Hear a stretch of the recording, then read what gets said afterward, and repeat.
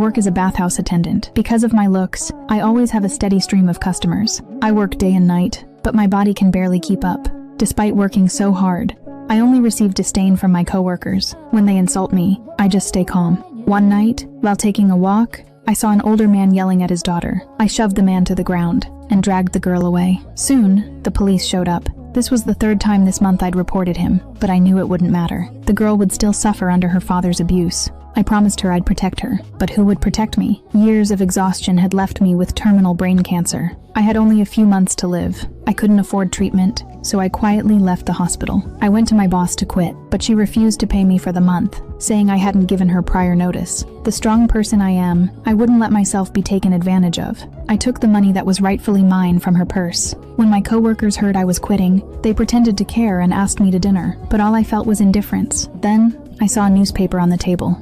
There was an ad for hospice care for the dying. When I got home, I lied to my grandmother, telling her I was going on a long trip.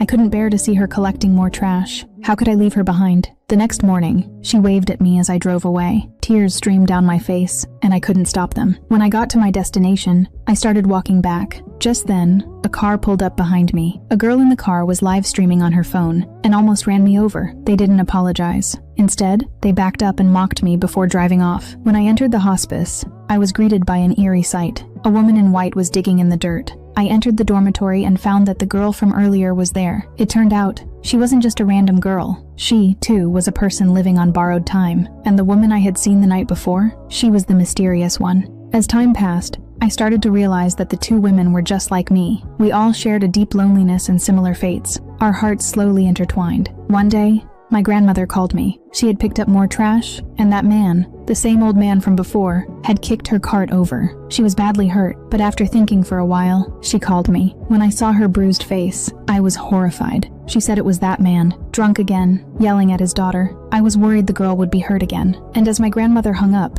I promised her I would always protect the girl. But the girl still couldn't escape her father's control. As I stood there, unsure of what to do, a voice in my head said, "If we're all going to die, why not take one bad man with us before we go?"